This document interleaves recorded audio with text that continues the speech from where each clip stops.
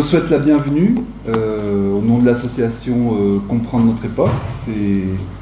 C'est le premier événement de cette jeune association qui a démarré en début 2019 sur Lyon.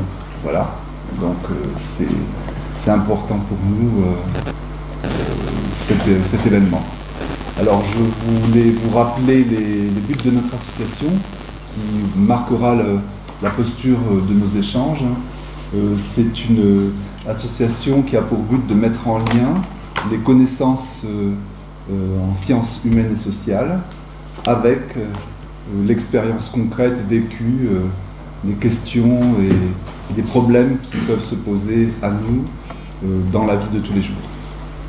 Donc la partie de l'échange entre la connaissance et puis le vécu jouera un rôle important. Alors aujourd'hui, le sujet qui nous réunit et qui va ouvrir sur nos échanges, c'est peut-on soigner la société? Regard croisé des deux intervenants que je vous présenterai sur le malaise social. Alors ça pose plusieurs questions, plusieurs questionnements. Peut-on, il y a la notion de pouvoir, est-ce qu'aujourd'hui, face au fait de se sentir impuissant par rapport à un malaise social qu'on pourrait ressentir ou par rapport à des problèmes, quel est notre degré de pouvoir sur le sujet? Peut-on, il y a la notion de on parle de qui? On parle de nous citoyens à notre niveau? Est-ce qu'on parle d'instances ailleurs? Soigner la société, est-ce qu'elle est malade? La société, en quoi elle est malade? Et puis, est-ce qu'au fond, on ne sait pas déjà soigner et est-ce qu'on n'arrive pas à tenir par ce que l'on peut mener justement dans le concret de la vie de tous les jours pour vivre et puis pour tenir face aux problèmes qu'on peut rencontrer. Voilà. Alors je remercie l'Université Lyon 3 qui nous accueille et cet événement est organisé en partenariat avec la chaire Valeurs du soin de l'Université Lyon 3. Voilà, donc je remercie vivement l'université de nous accueillir. Alors nous accueillons Cécile Esvan, chercheur associée à l'Institut de recherche philosophique de Lyon, docteur en philosophie, en post-doc à l'École supérieure de commerce de Paris, qui développera son propos, et Didier Vinot, qui à la fois nous accueille et qui à la fois va aussi intervenir, professeur des universités à l'IAE de Lyon, responsable du groupe de recherche en ressources humaines du laboratoire Magellan et co-directeur de la chaire de recherche Valeurs du soin. Voilà, une fois posées les questions, nous aurons une intervention de Didier Vinot, puis de Cécile Esvan, et ensuite nous échangerons en tâchant d'aller dans la posture proposée par l'association, qui est une posture d'interpeller sur vos vécus, plutôt que seulement les opinions, et en quoi ce qui va vous être présenté vient vous interpeller, vient vous poser question, et peut-être peut vous donner envie d'entrer dans l'action ou pas. Voilà. Donc, Didier. Merci Michel. Merci à vous tous pour votre présence. Pour préparer ce moment, on s'est dit avec Cécile Esvan qu'il serait important évidemment qu'on vous amène quelques éléments pour poser un peu le cadre, mais qu'il serait peut-être encore plus important d'assez vite vous donner la parole pour que l'on puisse dialoguer, échanger autour de ce thème, et que vous n'hésitiez pas non plus à partager vos expériences, vos témoignages autour de ce sujet. Donc nous avons décidé avec Cécile de poser des éléments de cadrage, mais finalement assez rapides, pour ensuite éventuellement revenir en fonction des thèmes que vous souhaiteriez évoquer, reprendre tel ou tel point, sachant que autour de ce thème, on souhaiterait pouvoir échanger avec vous sur la pensée de Martha Nussbaum, une immense philosophe américaine. Cécile, qui qui est une des spécialistes, nous en parlera bien, je crois. Et ça sera un des axes que nous avons choisi délibérément pour construire le débat de ce soir. Donc en gros, on va se donner à peu près, je vais parler à peu près un quart d'heure, Cécile les une demi-heure, trois quarts d'heure, pour qu'on puisse après se donner un temps important d'échange et de dialogue. Si vous êtes d'accord pour fonctionner comme ça. Alors je vais prendre le titre, Michel Belaïch l'a évoqué rapidement. Finalement, il y a une question, et dans la question, il y a un triple constat qui sous-entend donc peut-être déjà les réponses. Un triple constat, premier constat, celui de l'impuissance, qui renvoie effectivement au pouvoir. Si on pose la question du peloton, c'est qu'il y aurait un sentiment d'impuissance à changer la société aujourd'hui, ou qui se résumerait à des formes d'agitation, des formes de discours, notamment au niveau politique, mais qui ne seraient pas traduits dans de l'action. Donc, en apparence, un sentiment d'impuissance qui pourrait nous conduire à imaginer que la société est bloquée. Deuxième élément de constat, la dépersonnalisation, qui se trouve derrière le on. Qui a les moyens d'agir? Est-ce que c'est au niveau de la société dans son ensemble qu'il faut trouver ces moyens d'action, et donc leur proposer une solution qui va être d'ordre politique? Ou est-ce que chaque individu, à son niveau, se doit de se saisir des éléments qui sont à sa disposition pour pouvoir agir? La question de l'indéfini, de la dépersonnalisation, est hautement problématique, parce qu'elle explique aussi cette question d'impuissance. Puis, troisième constat, la maladie a priori. Peut-on soigner la société? Si effectivement il faut la soigner, c'est qu'elle est malade. Michel le disait très bien dans son introduction. Alors, est-ce que ça ne pose pas de problème? Souvenez-vous de cette phrase du docteur Knock, la pièce de Jules Romain: toute personne en bonne santé est un malade qui s'ignore. Est-ce qu'on pourrait pas dire la même chose pour la société? Est-ce qu'une société qui se pense en bonne santé est une malade qui s'ignore? Mais est-ce que ça veut dire que parce qu'une société qui se croit malade l'est vraiment? Je voudrais, à partir de ce triple constat apparent, c'est un jeu à l'université, prendre le contre-pied. Et si c'était pas simple? Et si en fait nous avions beaucoup plus la capacité d'agir que ce qu'on s'imagine ou que ce qu'on veut dire? Et si finalement la question de la personnalisation était effectivement un enjeu central dans cette manière de lire la société que nous contribuons à construire aujourd'hui, et si finalement nous n'étions pas si malades que ça? Ou pour le dire peut-être encore autrement, peut-être que la société est malade et que les individus qui la composent le sont également, mais peut-être pas là où nous l'imaginons. Et c'est un petit peu ce que je souhaiterais développer avec vous. Donc, prendre un peu le contre-pied de cet aspect-là. Les enjeux sociaux sont multiples et tout à fait paradoxaux. Quand on interroge chaque individu à son niveau, force est de constater que très régulièrement, ce sont des sentiments d'inégalité croissante qui ressortent, d'injustice. Alors que paradoxalement, la France, dans sa constitution, est une des sociétés les plus égalitaires qui soit. Ça ne veut pas dire que c'est une société totalement égalitariste, mais c'est une des sociétés les plus égalitaires qui soit en la comparant à d'autres pays. Quelques exemples. Prenez la santé. C'est un des pays dans lesquels vous pouvez, en cas d'urgence, vous faire soigner sans qu'on vous demande votre carte bleue, ni même votre pièce d'identité. On fera les papiers après quand on a le temps. Où il y a une égalité d'accès aux soins qui est présente. Ça ne veut pas dire que ça se passe bien. Ça ne veut pas dire qu'il n'y a pas de problème au niveau des services d'urgence, mais en tout cas, nous offrons ce service-là. Une des sociétés les plus égalitaires en matière de transport.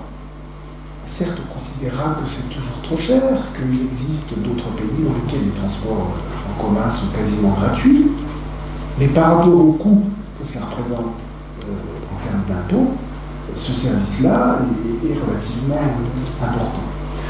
Une société dans laquelle l'espérance de vie est également une des plus fortes du monde. Donc, on voit bien qu'il y a un premier paradoxe derrière cet exemple entre la perception, entre ce que l'on peut entendre, chez tout un chacun, et les constats globaux. Mais ce qui est intéressant, c'est que ce phénomène-là, il ne se situe pas qu'en France. Vous pouvez aussi le regarder dans le monde entier. Et c'est ce que je vais essayer de vous montrer tout à l'heure avec l'indice de développement humain. Deuxième enjeu social, c'est la question de la centralisation des décisions face à un besoin d'expression au plus près de chacun et chacune d'entre nous. Mais on peut aussi considérer que s'il y a des manifestations d'expression démocratique, des besoins de revendication de chaque individu qu'il estime non satisfait, ça peut être aussi un signe de vitalité démocratique, sans pour autant exprimer ça sous l'angle d'une bonne santé. C'est vrai que la démocratie est malade, mais paradoxalement, là encore, elle n'a jamais été autant présente dans des pays dans le monde d'un point de vue quantitatif. Ce qui ne veut pas dire qu'il ne faut pas être vigilant et qu'il faudrait se réjouir à la manière d'un Pangloss, un candidat de Voltaire. Troisième enjeu social, paradoxal, les difficultés à penser un avenir meilleur pour soi-même quand les autres, entre guillemets, semblent s'en sortir. C'est peut-être ça qui est en jeu derrière cette question. Alors, pour essayer de comprendre ce qui peut se passer à un indice macro, je voudrais vous donner une petite illustration autour donc, de l'indice de développement humain que vous avez ici, donc sur une cartographie. C'est un indice qui a été développé par un économiste très fameux qui s'appelle Amartya Sen. Et c'est pas pour rien si je vais vous parler d'Amartya Sen, parce que c'est quelqu'un dont la pensée et les travaux auront fortement influencé la pensée et la réflexion de Martha Nussbaum. Donc l'indice de développement humain, développé par Amartya Sen, qui est un Indien, et un autre économiste pakistanais, Mahmoud ul Haq. Ce qui est intéressant derrière l'indice de développement humain, c'est que c'est un indice composite, sans dimension, qui est compris entre 0, exécrable, et 1, excellent. Et cet indice, il est calculé par la moyenne de 3 indices qui vont essayer de mesurer la santé, la longévité, mesurée par l'espérance de vie à la naissance, et qui permet de mesurer indirectement la satisfaction des besoins matériels essentiels. Par exemple, vous pouvez, derrière l'espérance de vie, appréhender la question d'une alimentation saine, l'accès à l'eau potable, un logement décent aussi, une bonne hygiène et l'accès aux soins médicaux. Le deuxième indice qui entre dans le calcul de l'indice de développement humain est le savoir au niveau d'éducation. Il est mesuré par la durée moyenne de scolarisation pour les adultes de plus de 25 ans. Et il est mesuré également par la durée attendue de scolarisation pour les enfants d'âge scolaire.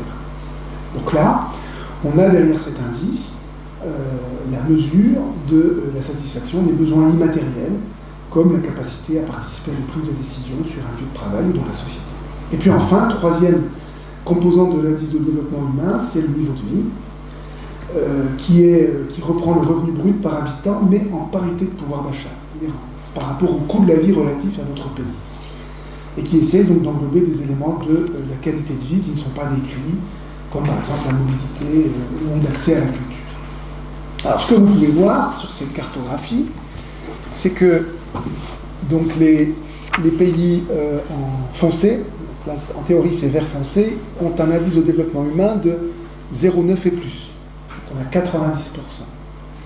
En vert, vous êtes entre 85 et 89, vert clair 80-84%, et puis on descend progressivement, et plus vous êtes dans le orange, rouge, plus vous êtes sur un indice de développement humain qui est faible.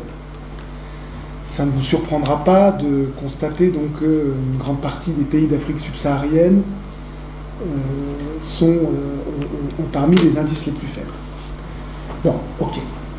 Alors, vous allez me dire, à partir de cette cartographie, c'est bien beau, mais on part d'où ? Par rapport à la question de soigner la société.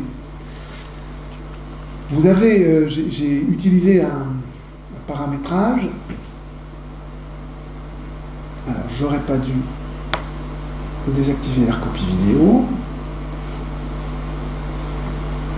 Voilà, donc j'ai utilisé cette petite statistique où j'ai croisé l'indice de développement humain en 2000, que vous avez donc sur l'axe des abscisses, et l'indice de développement humain en 2017, sur l'axe des ordonnées.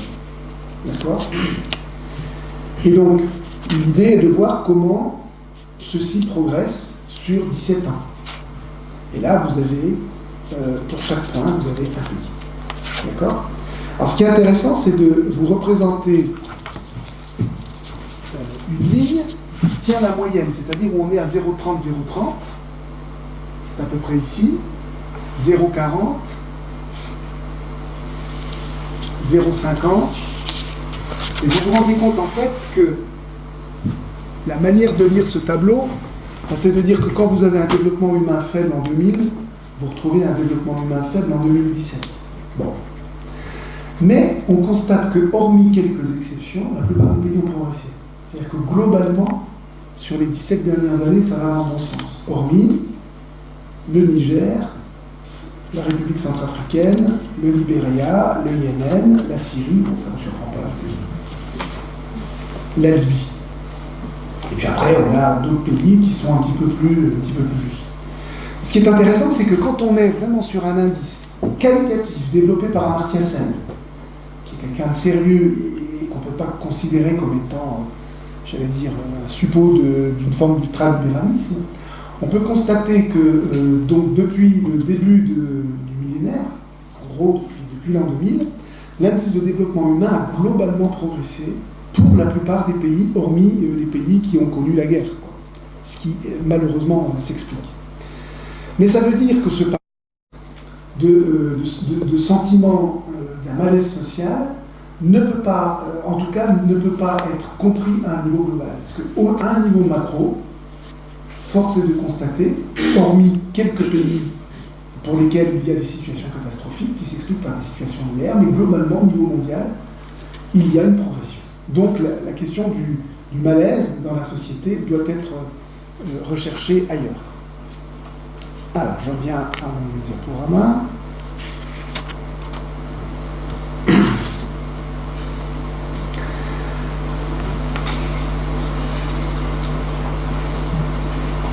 Il faut donc chercher ailleurs. Dans le constat que l'on peut continuer de faire, c'est la confrontation entre des exigences environnementales et le besoin de relance économique.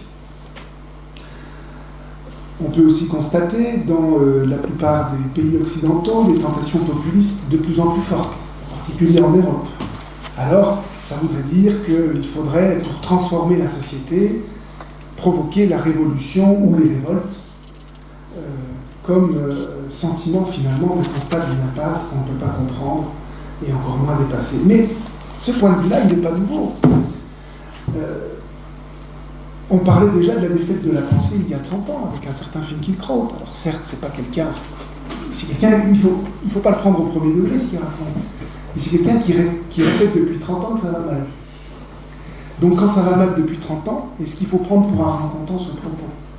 Est-ce que finalement l'argumentation, la défaite de la pensée c'est 87, hein, est-ce qu'il ne faut pas le prendre ailleurs? Est-ce qu'il ne faut pas chercher l'explication ailleurs? En fait, moi je vais essayer d'émettre d'autres hypothèses pour essayer de surmonter un peu ce paradoxe.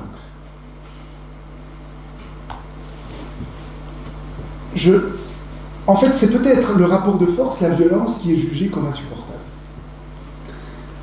Rassurez-vous, je ne vais pas vous demander de prendre les armes, mais notre société n'a jamais été aussi calme. Nous vivons en paix depuis 75 ans, en tout cas sur notre territoire. Nous avons vécu des conflits, mais qui n'étaient pas sur notre territoire. Il y a eu, quand vous regardez ce qui s'est passé avec ne serait-ce que les conflits sociaux que notre pays a vécu dès la fin du 19e siècle au début du 20e siècle, je peux vous dire que les rapports de force dans la société, ils étaient hautement plus violents que ce que nous vivons aujourd'hui. Donc j'aimais l'hypothèse que ce qui nous est insupportable, c'est le discours sur la violence, plus que les problématiques de violence elle-même. La deuxième hypothèse que j'émettrais, c'est que ce qui nous est insupportable, c'est le temps court. Nous ne sommes plus patients.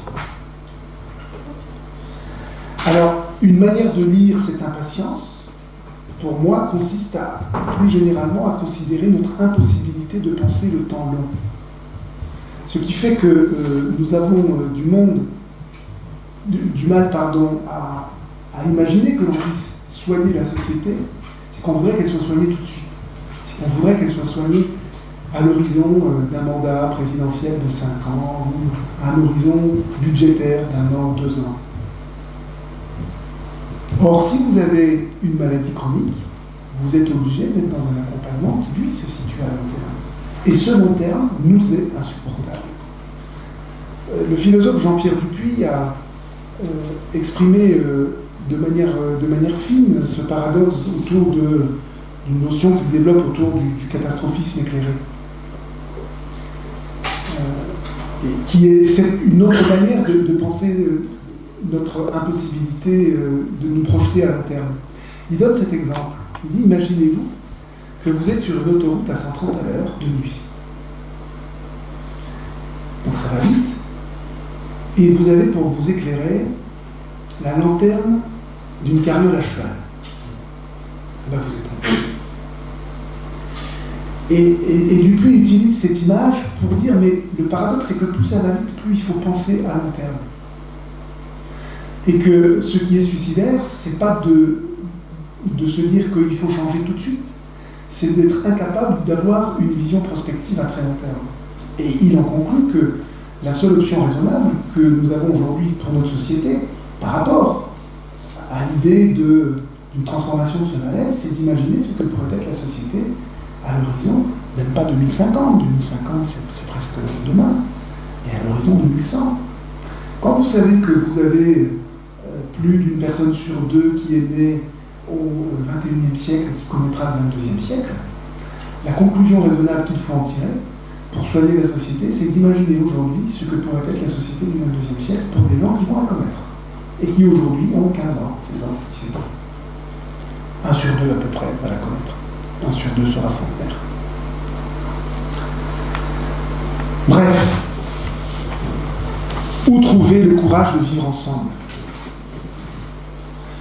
Pour nous autres, qui est ce nous et quels sont ces autres? Eh bien, l'enjeu est de dépasser ces paradoxes, ces clivages. Pour les dépasser, je vais formuler une hypothèse, une proposition et une transition. L'hypothèse consiste à repenser notre conception de l'individu social en dehors de l'individualisme simpliste ou d'un collectivisme sclérosant. C'est un petit peu ce que j'ai voulu remettre derrière ce schéma, où quand on a voulu se donner des cadres de compréhension de la société, alors évidemment je suis caricatural, mais il fallait souvent se positionner dans une école. L'école qui pensait qu'il n'y avait que des acteurs, que des individus, c'est ce que j'ai ramené sous le principe de la distinction, et où finalement il fallait comprendre la société à partir de grilles de lecture qui permettent de comprendre les jeux de pouvoir, les relations d'influence, comment finalement chacun se débrouille pour y trouver son intérêt, faire cavalier seul, comment... ah oui, c'est sûr que là... Vous voyez que du coup, j'ai pas de commentaires. Ah là là. C'est animé, c'est sympa. Là, je sais plus comment faire.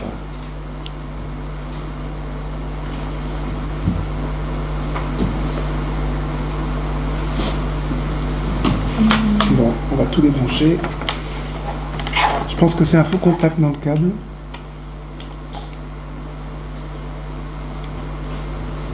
C'est pas de bol, c'était la diapo que je voulais vous montrer avec le deuxième graphique.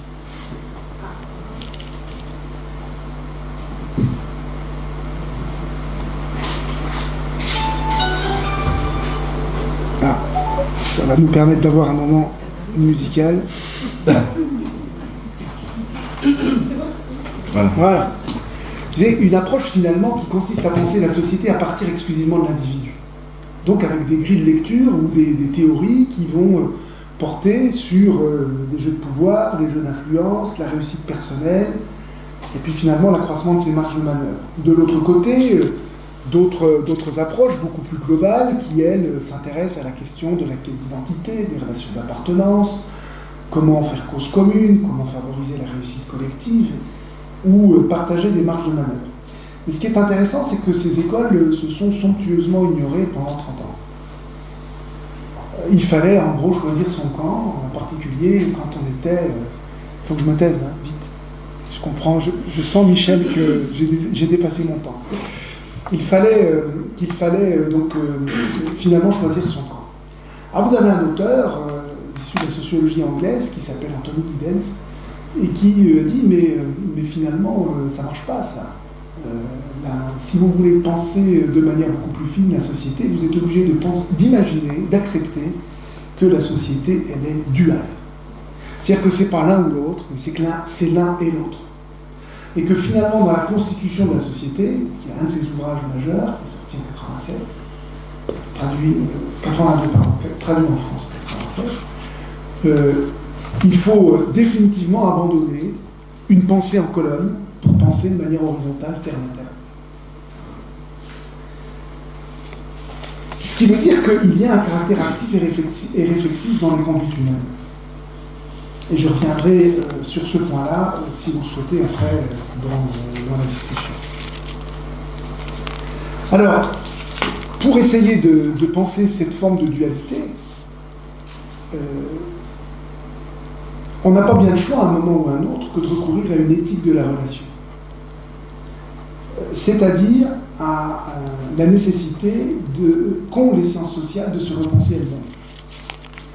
Et moi, une des hypothèses que j'émets, c'est qu'elles ont trop longuement ignoré la philosophie. Et qu'aujourd'hui, si vous voulez répondre de manière originale à la question du malaise lié à la société, eh bien la sociologie, le management, ne sont pas capables en tant que tels d'amener des réponses qui leur permettent de sortir d'elles-mêmes. Et c'est la raison pour laquelle on s'est dit avec Cécile Hesban que nous pouvions recourir à une pensée philosophique pour essayer de comprendre la société autrement. Et c'est là où la pensée de Martha Nussbaum est une pensée intéressante. Elle se situe dans la filiation d'Amartya Sen, mais j'ai essayé de vous montrer qu'Amartya Sen, c'était une approche très macro. À la différence de cette approche, Martha Nussbaum, elle, va s'intéresser plutôt au comportement individuel. Et c'est ce qu'on trouve d'original dans sa pensée, c'est que elle propose des éléments qui peuvent être apparentés à une forme de justice sociale, mais qui peut être pensée au niveau de l'individu. Et c'est dans le fond ce qui nous a semblé intéressant, c'est comment, à partir de cette pensée d'Amartya Sen, on peut promouvoir une société juste, où chacun peut orienter sa vie selon ses choix. Et ça nous semble relativement original par rapport aux cadres théoriques qui sont développés aujourd'hui en France et qui ont tendance, d'après nous, à être un peu trop caricaturaux. Et c'est pourquoi je vais donc maintenant céder la parole à Cécile Hesban pour vous présenter cette approche. Merci beaucoup, Didier. Alors, c'est alors, je vais vous parler de Martha Nussbaum et de l'approche des capacités. Mais en fait, la pensée de Martha Nussbaum est assez multiforme, donc je vais prendre plusieurs perspectives pour vous expliquer qui elle est et pourquoi est-ce qu'elle peut être intéressante pour répondre aux questions que Michel posait tout à l'heure. Donc, même si elle est multiforme, sa pensée est toujours orientée vers une même finalité, vers un même but. Il s'agit de promouvoir une société où chacun puisse orienter sa vie selon ses choix. Et où le bien-vivre, je vais revenir sur ce qu'est le bien-vivre tout à l'heure, est accessible à tous. Son approche par les capacités est le fondement de sa pensée. Dans un monde où même si l'indice de développement humain progresse globalement, on voit dans le même temps que les modes de vie, les modes de consommation, de production de certains menacent la survie des autres. Et donc, dans ce contexte-là, l'approche des capacités est très éclairante pour réfléchir aux dilemmes contemporains. Alors, Nussbaum analyse plutôt les choses dans une optique individuelle ou institutionnelle, mais on peut aussi utiliser son approche pour réfléchir à tout type d'organisation humaine, pas seulement à l'échelle de l'individu ou d'un pays, mais aussi à l'échelle de nos actions. Donc c'est vraiment dans cet esprit-là qu'il faut écouter ce qu'elle veut nous dire. Peut-être qu'avant d'aller plus loin, je vais définir ce que c'est que l'approche des capacités très brièvement, pour que vous voyez de quoi je parle. Et puis après, on y reviendra plus en détail. Donc effectivement, c'est une approche qui a été remise au goût du jour par Amartya Sen, même si elle est beaucoup plus ancienne puisqu'elle a sa source dans la philosophie d'Aristote et de l'éthique des vertus et de l'action humaine et des facultés humaines. Mais Sen définit la capacité très simplement comme un pouvoir d'agir et d'être selon ses choix. Donc la capacité, c'est le fait de pouvoir être et agir selon ses choix. Et chez Nussbaum, qui a une approche plus philosophique et juridique, les capacités vont correspondre aux possibilités de base qu'une société devrait permettre à tous ses citoyens pour qu'ils puissent vivre une vie digne. Donc les capacités sont finalement des conditions économiques, sociales, politiques, environnementales qui permettent à l'humanité de vivre d'une façon humaine et qui, d'après Nussbaum, doivent être assurées par un État juste. Donc elle cherche à définir dans la Constitution ce qui doit permettre aux individus d'accéder à la vie bonne à partir des capacités. Alors, à première vue, c'est une approche qui peut paraître assez paradoxale parce qu'on a le sentiment que ça consiste à défendre dans le même temps le choix individuel, l'autonomie, la liberté d'entreprendre, de choisir sa vie, et en même temps, de l'autre, elle défend la justice sociale, le soutien aux plus vulnérables et un État qui serait chargé de permettre à chacun d'accéder à la vie bonne. Donc, comment est-ce qu'elle arrive à tenir dans cette tension entre la liberté de choisir et d'agir d'un côté et puis la justice sociale attentive à tous? Alors c'est effectivement problématique, mais c'est pour ça que c'est intéressant aussi pour réfléchir aux défis, et notamment aux défis liés aux inégalités et à la vulnérabilité et aux soins qu'on doit donner à la société, dans un monde contemporain qui est quand même organisé sous un paradigme libéral, politique et économique.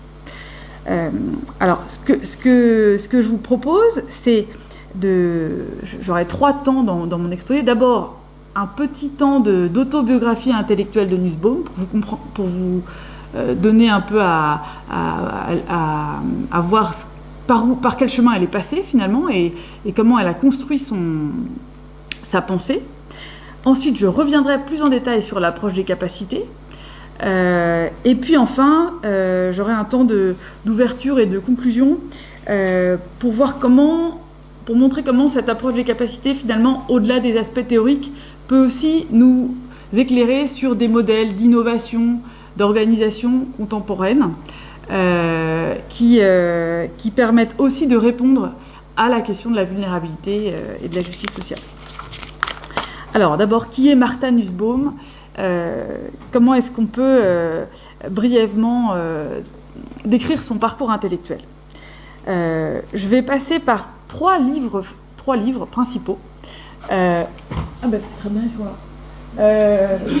Donc, La fragilité du bien, Femmes et développement humain, et Frontiers of Justice. Alors, le premier livre dont je vais parler d'abord, c'est un de ses premiers livres, Fragilité du bien. Donc, c'est intéressant parce que c'est les débuts de Martha Nussbaum. Martha Nussbaum comme philologue, comme spécialiste de la philosophie grecque, qui étudie les textes en fait. Elle étudie les textes d'un point de vue d'abord littéraire, mais aussi philosophique, pour essayer de comprendre, en comparant Platon Aristote et les stoïciens, donc des courants de pensée. Comment est-ce qu'on peut définir l'éthique et comment est-ce que, selon différents courants éthiques dans la Grèce antique, on réfléchit à la vie bonne. Et en gros, la question qu'elle pose, c'est est-ce que l'accès à la vie bonne dépend de l'homme? Est-ce qu'il est finalement autonome pour accéder au bonheur? Ou est-ce qu'elle dépend de conditions extérieures, de la fortune? C'est pour ça que ça s'appelle, le sous-titre, c'est la question des rapports entre la fortune, ou les aléas de l'existence finalement, et la vie bonne.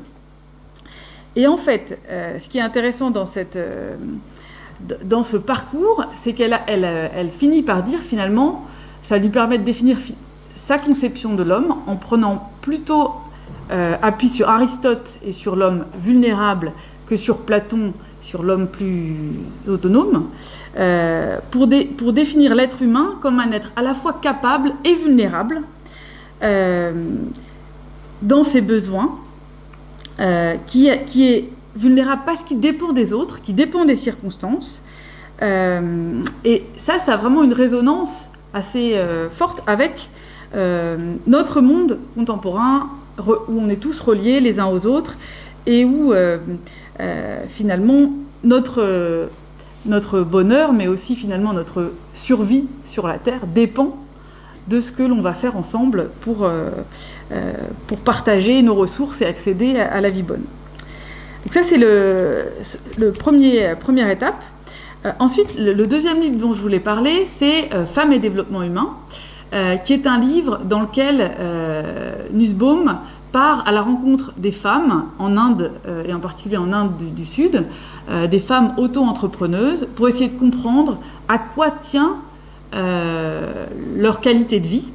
Et donc là, c'est un moment où elle travaille avec Sen, et où on croise le regard de l'économiste Amartya Sen, qui effectivement réfléchit plutôt à la qualité de vie pour comparer des situations d'un état à l'autre, et puis la philosophe, mais qui est aussi un peu anthropologue, qui va à la rencontre de ces femmes pour essayer de comprendre à quoi tient la valeur de la vie, de leur vie, selon leur propre point de vue. Et donc cet ouvrage est vraiment un ouvrage de réflexion théorique et conceptuelle, mais aussi un ouvrage où elle fait le récit de ces vies de ces femmes, et où elle se rend compte, notamment en regardant de près ce syndicat de femmes auto-entrepreneuses, à quel point certaines capacités, et notamment les capacités relationnelles, la capacité à avoir confiance en soi, confiance en les autres, à être dans un environnement porteur, permet à ces femmes de dépasser certaines contraintes pour pouvoir accéder à une vie beaucoup plus complète, où elle décide de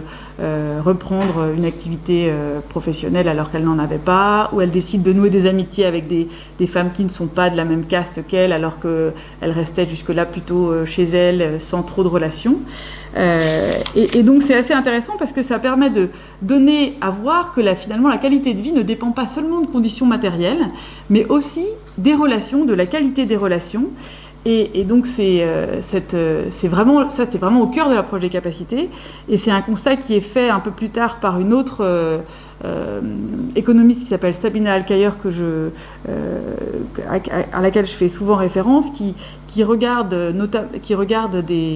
à quoi tient les conditions de vie de pas seulement de femmes, mais aussi de populations agricole au Pakistan, et qui se rend compte que finalement, quand on regarde le revenu des fermes, de leurs fermes, on ne se rend pas compte de la totalité de leur qualité de vie, puisque certaines dimensions, comme la capacité justement à pouvoir avoir une agriculture à l'échelle domestique, de pouvoir avoir chez soi des enfants que l'on garde en faisant son activité, ou des parents âgés, participe aussi de la qualité de vie, même si ça n'apparaît pas dans le compte d'exploitation et dans le PIB, en l'occurrence, du pays concerné. Mais néanmoins, ça participe de la qualité de vie des personnes.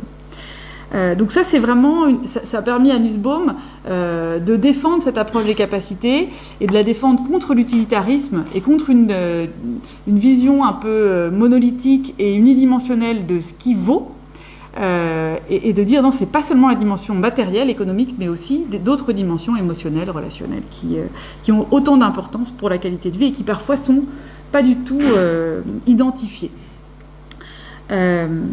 Alors j'en viens au troisième livre, Frontières de justice, qui est un ouvrage qui nous intéresse puisque c'est là qu'elle construit vraiment qu'elle affine en tout cas sa théorie de la justice, et elle le fait en contrepoint à la théorie de la justice de John Rawls. Je ne sais pas si je la rappelle en 2 mots ou si c'est...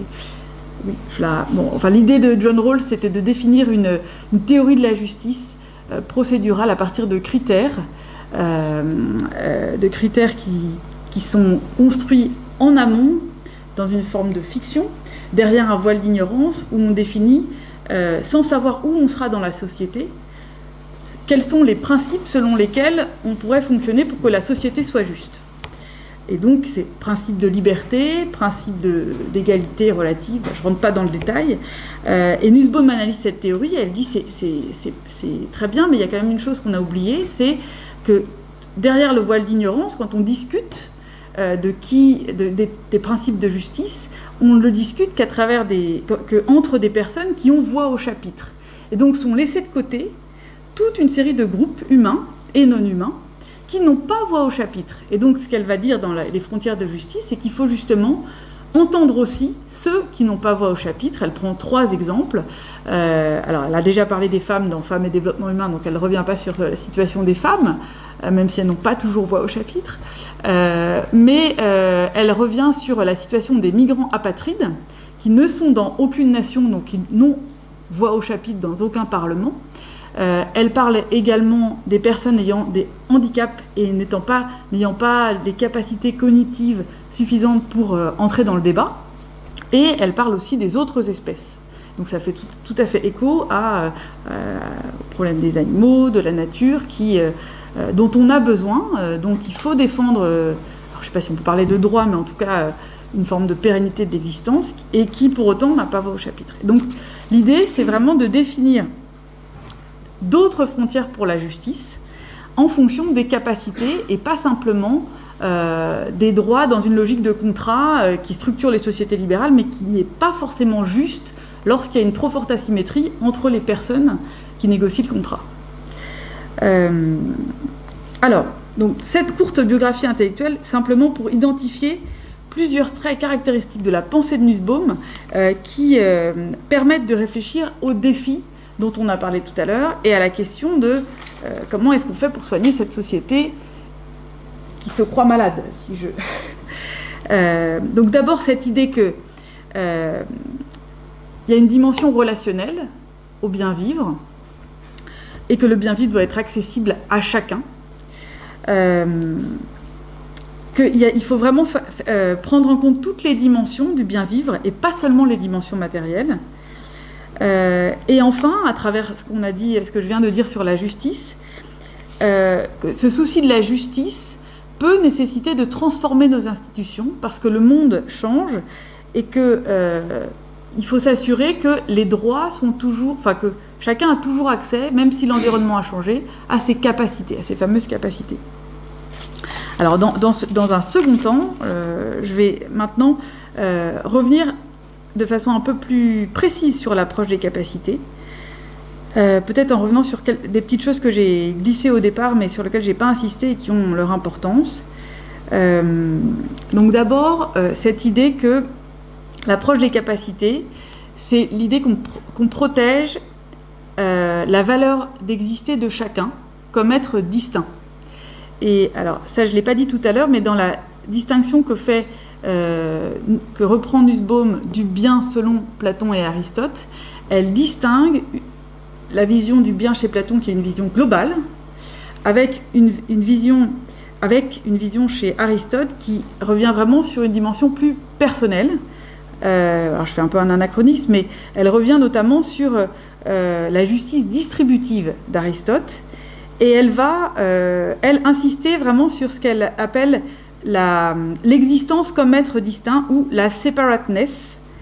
Elle dit « Nous sommes chacun d'entre nous numériquement un, traversant le monde sur un sentier distinct de la naissance à la mort. » Et alors, pourquoi elle insiste tant là-dessus ? C'est parce que c'est une dimension qui n'est pas complètement prise en compte par certains courants utilitaristes qui ont tendance à considérer je fais référence là autant à l'arithmétique des plaisirs de Bentham ou à la théorie du ruissellement qui est un peu en germe chez Mandeville, pour ne pas citer d'auteurs plus contemporains. Mais vous voyez bien que quand on définit le bonheur d'une façon globale, on peut avoir tendance à se dire si le gâteau est plus gros, ce sera bien de toute façon et ce sera mieux. Mais ce que dit Nussbaum, c'est attention, il faut quand même regarder chacun et vérifier que chacun a bien accès aux capacités et qu'il n'y a pas toute une partie de la population qui est sacrifiée, laissée pour compte, qui n'a pas voix au chapitre, quels que soient les groupes dont on parle. Elle, son ambition, dans une logique humaniste, c'est qu'on puisse défendre une société où personne n'est exclu et où la justice est vraiment inclusive. La deuxième dimension sur laquelle je voulais insister, c'est les fameuses capacités centrales. Je crois que je les avais... oui, c'est parfait. En fait, là encore, pour éviter qu'on puisse définir le bonheur de manière agrégée et incomplète et incorrecte, Nussbaum, lorsqu'elle va regarder ces femmes indiennes, observer les conditions de vie des femmes indiennes, va défendre une liste de capacités. Et là, c'est vraiment, dans la théorie des capacités, c'est un des aspects qui la distingue de l'approche de Sen, puisque Sen, je vous l'ai dit tout à l'heure, définit la capacité comme la possibilité d'être et d'agir selon son choix. Il y a d'ailleurs, ils sont en débat et un peu en conflit sur cette idée de liste, puisque dans une optique libérale, Sen affirme que finalement les capacités que vous voulez promouvoir, défendre ou protéger dépendent de votre choix. Donc on ne va pas les définir à l'avance, et on a souvent taxé Nussbaum de paternalisme en lui disant « mais comment est-ce que vous avez défini cette liste de 10 capacités ? De quel droit vous dites que ce sont celles-là et pas d'autres ?» Et là, elle répond d'abord, la liste est ouverte et libre à qui veut de la compléter, de l'amender, mais on définit une liste pour définir une norme parce que l'on sait que, notamment chez les personnes vulnérables, certaines dimensions sont oubliées par les personnes elles-mêmes. Et je vais donner un exemple parce que c'est pas forcément très concret, elle parle de préférences adaptatives. C'est-à-dire qu'elle a, en étudiant, et Sen en parle aussi, en étudiant la manière dont certaines personnes vulnérables en situation de grande pauvreté raisonnent, elle s'aperçoit que finalement ces personnes abaissent leur horizon à ce qu'elles croient atteignable. Par exemple, le coulis qui porte 2 tonnes sur son dos et qui est payé 6 roupies de l'heure considère qu'il a un salaire juste parce qu'il pense qu'il ne peut pas avoir plus. Et si vous lui demandez s'il est bien payé, il va répondre qu'il est bien payé pour ne pas perdre son emploi. De même, des femmes qui vivent dans des zones reculées de l'Inde où il n'y a pas accès à l'eau potable et où, du coup, elles ont des maladies liées à cette situation insalubre, vont considérer qu'elles sont en bonne santé parce qu'autour d'elles, toutes les personnes vivent dans le même contexte. Donc, cette idée de partir des préférences individuelles pour définir ce que les personnes veulent être et faire, est limitatif, notamment pour les personnes les plus vulnérables. Donc c'est fort de ce constat qu'elle a défini cette liste et qu'elle défend l'idée d'une liste. Alors, on pourra y revenir tout à l'heure, mais simplement je voulais vous la donner pour que vous ayez une idée concrète de ce que c'est que cette liste de capacités centrales.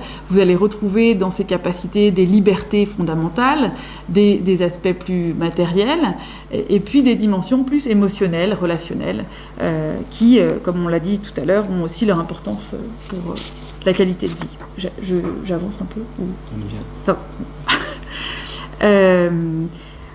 S'agissant de ces capacités, je voulais aussi insister sur ce que Nussbaum appelle les capacités architectoniques, parce que ça donne une idée aussi de comment ces capacités peuvent vraiment permettre aux personnes de se développer et d'atteindre une qualité de vie plus conforme à leurs aspirations ou à leurs désirs éclairés, ce qui n'est pas tout à fait la même chose que les préférences. En regardant ce qui se passe dans ce syndicat de la CEVA, elle insiste en particulier sur 2 capacités qui sont en gras, qui sont la raison pratique et l'affiliation. Ce qu'elle appelle la raison pratique, c'est la capacité à choisir sa vie, mais ça renvoie aussi à l'éducation. C'est-à-dire que c'est aussi la capacité à savoir, à être informé, à connaître ce qui est possible et à choisir de façon éclairée et délibérée. Et la deuxième capacité architectonique, c'est la capacité relationnelle, ce qu'elle appelle l'affiliation, qui a deux composantes. D'une part, le respect de soi-même, et d'autre part, la qualité des relations avec les proches. Et en fait, ce qu'elle observe à travers les relations dont elle est témoin, entre notamment deux femmes qu'elle étudie de près, Jayama et Vasanti, c'est que c'est notamment leur amitié qui leur a permis de gagner une confiance et d'oser entreprendre autrement, sortir de certains conflits familiaux, etc. Alors que d'autres capacités matérielles, finalement, sont importantes aussi, mais n'ont pas ce rôle qu'elle appelle architectonique, qui fait que si elles ne sont pas là, on peut développer toutes les autres capacités, en fait, ça sert à rien. Tant qu'on n'a pas confiance, tant qu'on ne se respecte pas soi-même et qu'on n'a pas des appuis pour avancer. Et inversement, quand elles sont là, ça a un effet démultiplicateur.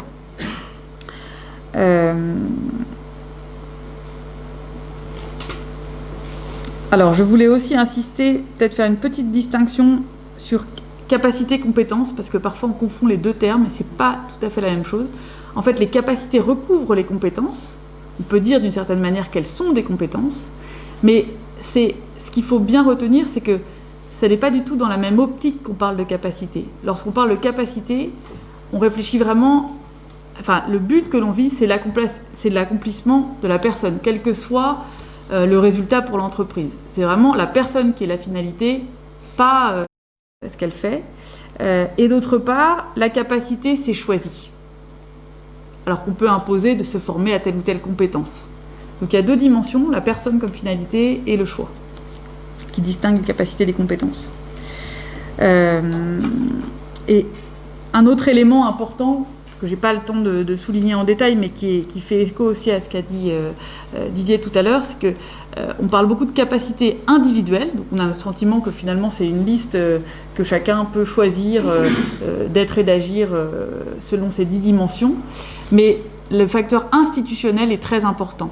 C'est-à-dire que les capacités ne sont mobilisables que dans un environnement propice. Si on reprend l'exemple des femmes en Inde ou dans d'autres pays, il ne suffit pas d'avoir un droit. Enfin, déjà, c'est bien d'avoir le droit de vote, mais il faut aussi être physiquement capable, sans être menacé, de sortir de chez soi, d'aller voter, d'être suffisamment éduqué pour pouvoir choisir tel ou tel candidat. Donc, au-delà du droit, il y a une dimension de mise en œuvre dans la capacité qui la distingue du droit. Et cette dimension de mise en œuvre, elle a trait évidemment à un environnement et à un choix personnel, mais aussi à évidemment à un choix personnel, mais à toute une série de facteurs environnementaux et institutionnels. Alors la troisième chose que je voulais dire par rapport aux capacités, quand on parle de capacité, on voit bien que on s'adresse, et Nussbaum insiste beaucoup là-dessus, d'abord sur ceux qui n'ont pas accès aux capacités et donc aux plus vulnérables d'entre nous. Donc la question qui se pose immédiatement, c'est comment est-ce qu'on fait pour accompagner ces personnes, pour leur permettre d'accéder à ces capacités. Et là, il y a vraiment une dimension institutionnelle et politique, et ça peut être éclairant de relier Nussbaum, d'ailleurs elle le fait elle-même, aux éthiques du Caire. Je ne sais pas si ça vous parle, les éthiques du Caire. C'est un courant de pensée plutôt féministe, avec différentes voix, mais l'idée c'est au-delà de la question du Caire, du soin, c'est de réfléchir au Caire dans la société. Et donc de réfléchir à comment est-ce qu'on protège les capacités. Et Nussbaum est assez proche d'une autre philosophe américaine qui s'appelle John Tronto, qui réfléchit au Caire à partir de 4 aspects qui sont finalement 4 attitudes vis-à-vis de la vulnérabilité, qu'on pourrait appeler aussi des aptitudes à prendre en compte les capacités des personnes vulnérables. Donc elle dit, donc les 4, je vais vous donner ces 4 aptitudes. Il y a le caring about, se soucier. Donc là, l'idée, c'est constater l'existence d'un besoin, et ça se fait par l'attention. Ensuite, il y a le taking care, prendre en charge. Là, c'est l'idée de mettre en œuvre une action pour répondre aux besoins, ou de offrir les moyens de mettre en œuvre les capacités, donc plutôt permettre de faire à la personne que de faire à sa place, évidemment. Ensuite, il y a le caregiving, le prendre soin, donc la rencontre directe avec les personnes. Et là, l'idée, c'est de mettre, encore une fois, en évidence la singularité des personnes et cette dimension relationnelle, de personne à personne, du soin. Et enfin, le care receiving, donc le recevoir le soin, qui consiste à identifier chez la personne qui reçoit le soin si c'est adéquat ou pas. Donc s'il y a vraiment là encore, c'est le fait de considérer la personne comme un sujet et pas un objet, et une personne dans une relation de réciprocité. Donc voilà pour l'approche des capacités. On pourra en reparler à partir de vos questions. Je pense que ce sera tout aussi riche que d'approfondir encore. Et alors, donc j'aborde le troisième temps, un peu plus, qui est un peu un temps de conclusion et d'ouverture, pour vous donner un peu quelques pistes pour voir comment l'approche des capacités peut nous permettre aussi de voir nos capacités d'agir autrement, et nos capacités notamment d'innovation, qu'elles soient sociales, économiques ou autres, mais pour justement, qu'est-ce qu'on peut faire nous en tant que membres de cette société pour en prendre soin et se rendre mutuellement plus capables. Alors d'abord, je vais parler un peu de responsabilité, puisque quand on parle de développement humain, de finalité politique de développement humain et de justice sociale, on peut se demander qui en est responsable. Est-ce que c'est simplement l'État ? Est-ce que c'est... Et alors là-dessus, Nussbaum n'a pas forcément toutes les réponses. Dans Frontières de justice, elle dit que elle assigne un peu au monde entier l'obligation collective de sécuriser les capacités de tous les citoyens. Enfin, je vois Brenda qui est là et qui connaît très bien Nussbaum aussi, donc tu diras si tu as d'autres commentaires. Mais l'idée, c'est qu'elle reconnaît les difficultés de la question, mais elle ne donne pas vraiment de réponse. Compte tenu notamment du fait qu'on est dans un monde global, et donc c'est pas évident d'assigner les responsabilités entre l'État, les entreprises, les institutions internationales, les individus. Et Nussbaum se concentre en fait sur les institutions politiques et les individus, puisque son objectif, encore une fois, c'est d'abord de définir les conditions sociales d'un État juste. Mais en fait, même si ça demande un peu de travail, c'est tout à fait possible, en cohérence avec la définition de la justice et des capacités que propose Nussbaum, de considérer notre rôle, y compris dans des organisations collectives, en termes de responsabilité vis-à-vis des capacités. C'est-à-dire qu'on peut, finalement, à chaque fois qu'on définit un projet, qu'on monte une entreprise, qu'on monte une association, réfléchir à partir de cette grille des capacités et voir finalement de quelle manière mon action va participer à promouvoir ou au contraire à détruire les capacités sur lesquelles cette action a des effets. Donc c'est un peu une grille de lecture, mais qui est assez simple finalement, et qui est assez simple à penser, après à appliquer à toutes les échelles d'une entreprise, sur les chaînes globales de production, c'est pas aussi simple que ça, mais c'est pas impossible. Et donc finalement l'idée c'est d'inviter chacun à avoir ce regard sur les capacités pour réfléchir à nos responsabilités individuelles et collectives.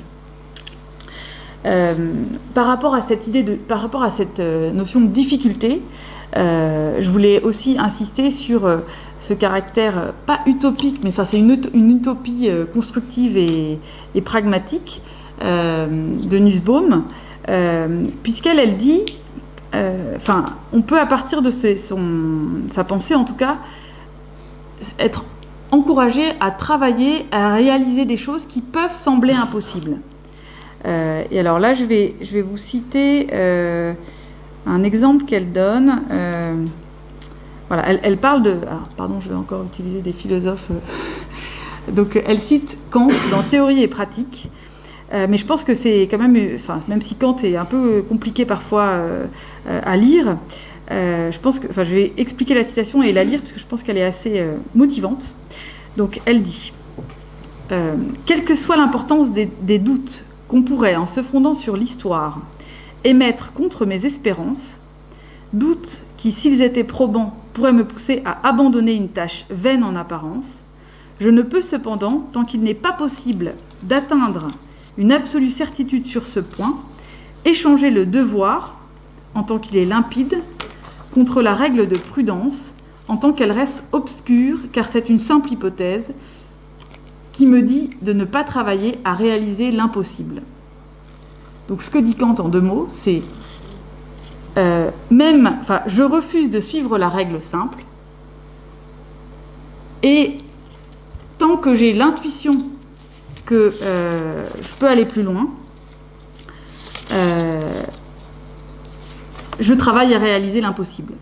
Et en fait, pourquoi Nussbaum dit ça ? C'est parce que très souvent dans des situations de dilemme un peu tragiques, qu'on a quand on s'attaque à des situations de vulnérabilité, par exemple, on a l'impression qu'on ne peut pas aller plus loin, qu'on est devant un dilemme tragique et que de toute façon, il n'y a pas de solution.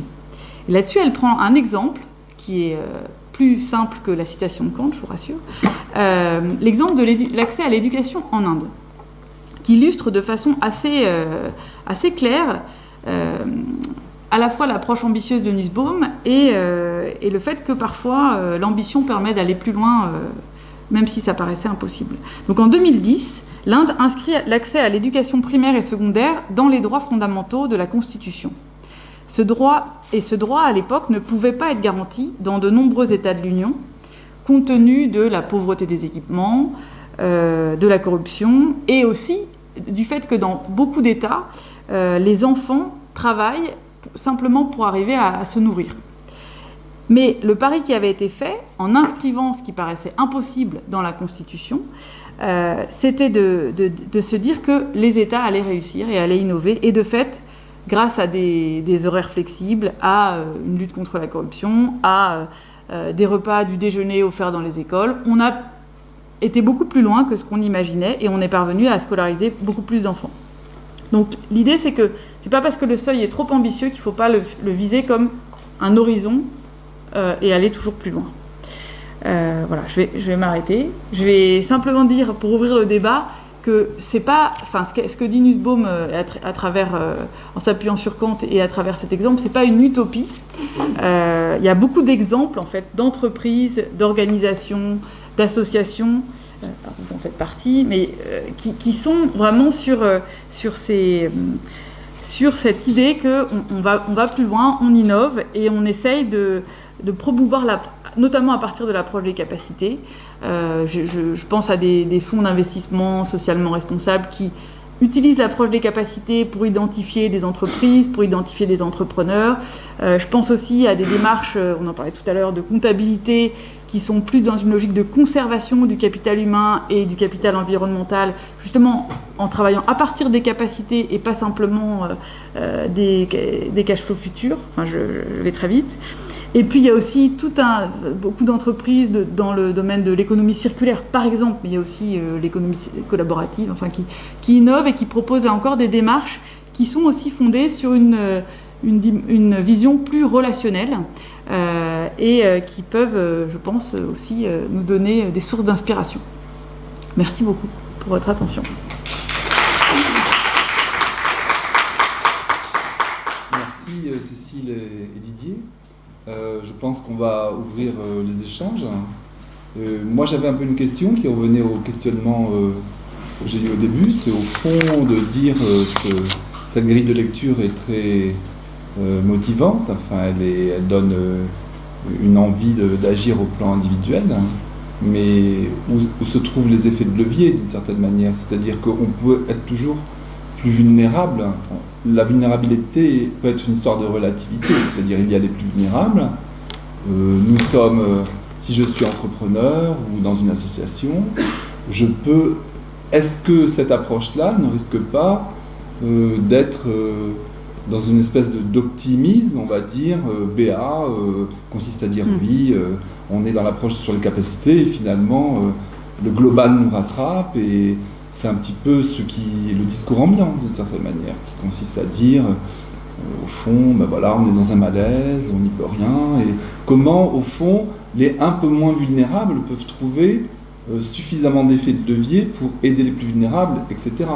Voilà, j'y vois un risque, quoi. Vous parliez d'utopie.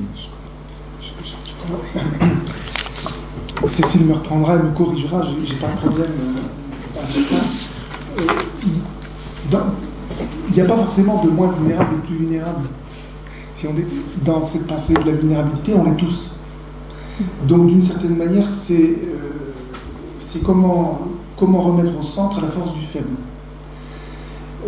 Donc la question des capacités, d'autres emploient le terme capacité pour justement éviter la confusion, enfin c'est un néologisme, pour éviter la confusion avec le mot capacité. Il permet aussi justement de rendre compte que on n'est pas complètement impuissant. Quand on fait la liste de ses capacités, on se rend compte que la société nous apporte un certain nombre de choses. Que 2, on n'est pas forcément à un état complet d'atteinte de ses capacités. Donc il y a toujours une force, une capacité à progresser, à aller plus loin, et qui est une grille de lecture qui, en gros, à mon avis, permet à la fois de concilier sa propre perspective sans nuire à l'autre. Et moi, ce que je trouve extrêmement intéressant dans cette approche des capacités de Nussbaum, c'est que certes, c'est l'individu qui est au centre, mais c'est l'individu dans sa relation. On ne peut pas imaginer son développement de sa propre capacité soi-même sans pouvoir imaginer que ça puisse se faire sans l'aide de l'autre. Donc c'est pour prendre une expression d'un sociologue indien, j'ai oublié le nom pour l'instant, c'est une forme de leçon d'interdépendance qui permet justement d'accompagner cette forme d'autonomie. Moi je pense que la pensée occidentale, de ce point de vue, elle est beaucoup trop encore marquée par l'idée de l'autonomie radicale de l'individu. Alors ça ne peut pas fonctionner comme ça. D'ailleurs, quand Nussbaum évoque la capacité, je vais reprendre la grille, mais la capacité de la relation à l'autre, de la relation à soi, de la filiation, elle exprime bien qu'en fait, la dépendance à l'autre est fondamentale pour se réaliser soi-même. Autrement dit, et c'est là le tour de force. C'est le fait de cultiver cela qui permettrait d'avoir des effets de levier et plus de puissance. Et de le reconnaître, de reconnaître sa vulnérabilité et celle de l'autre. Mais en même temps, c'est pas à partir de là, ça ouvre vers une forme d'optimisme, effectivement. C'est ça qui est très intéressant dans cette pensée.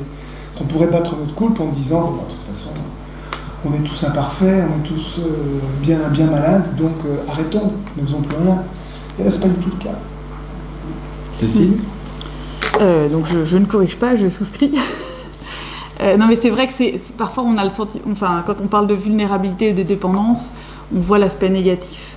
Mais à partir du moment où on a une approche relationnelle, on le voit d'une toute autre manière. Et alors je sais pas, moi je pensais pas à un sociologue, mais plutôt à Tagore qui est un poète indien et qui distingue justement les civilisations européennes qui se sont caractérisées par des villes fermées et en conflit les unes avec les autres, et puis les civilisations indiennes qui sont nées dans les forêts en interdépendance avec la nature, et qui explique pourquoi est-ce que peut-être dans cette culture-là, on a plus cultivé et on voit mieux de façon positive ce que c'est que l'interdépendance.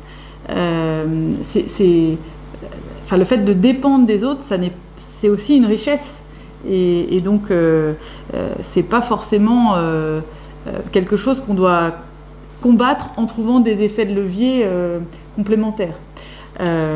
Et par ailleurs, je voulais simplement dire que même si les capacités sont d'abord, en tout cas chez Nussbaum et Sen, et puis d'un point de vue épistémologique, c'est plutôt une approche individuelle, ça a quand même été aussi repris par d'autres chercheurs, d'autres penseurs et d'autres praticiens dans une logique collective. Et si on reprend l'exemple des écoles en Inde ou de certaines entreprises qui essayent de développer des capacités, c'est aussi des capacités collectives. Et là, c'est plus qu'on n'est pas nécessairement dans une logique de compétition, mais dans une logique de coopération et de construction collective. Mais je ne pense pas du tout que ce soit naïf, puisqu'on est quand même tous dans le même bateau. D'accord. Une fois qu'on a dit ça, quel est l'angle ? Après, on va ouvrir à témoignage, au questionnement, mais quel est l'angle, quel est le levier ? Moi, par exemple, demain, je vous quitte, je sors, j'ai des engagements. Qu'est-ce que ça va changer pour moi ? Par où commencer, au fond ? ça peut te permettre de repenser tes engagements et de les prioriser. D'accord. En fonction de l'engagement dans lequel tu penses que... Alors c'est toujours difficile d'employer des mots, parce que j'allais dire dans lequel tu penses être le plus utile, mais l'utilité, c'est pas un mot approprié chez Nussbaum. C'est plutôt la contribution. Oui, ou choisir, ça invite aussi à choisir vraiment ce qu'on veut être et ce qu'on veut faire, ce qu'on veut être capable d'être et ce qu'on veut être capable de faire.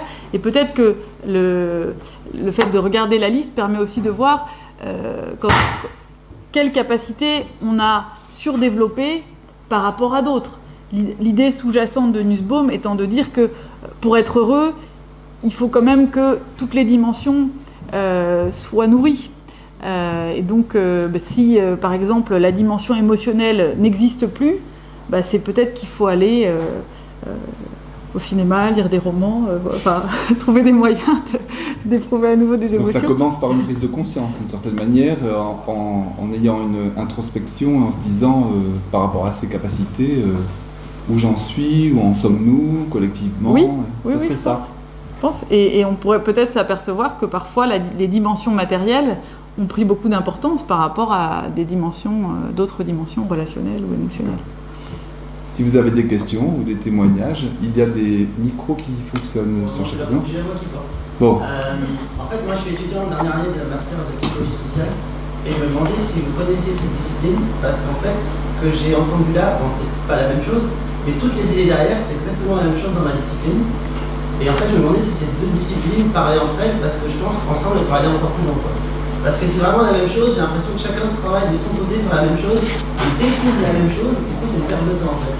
Enfin, est-ce que ça serait... Si elles travaillent ensemble, je pense que... Oui, d'accord, très bien. D'accord, pour reformuler ce que vous dites, ça serait au fond une reformulation de la psychologie sociale qui est présentée par Nussbaum. Non, je ne dis pas qu'il y en a une qui a fait un truc avant, je ne sais même pas, il n'y avait pas l'état de données. D'accord. Moi j'ai entendu, en vous entendant parler tous les deux, j'avais dans ma tête plein de concepts que j'ai vus. Et justement, ça s'applique dans les deux cas, c'est la même chose en fait.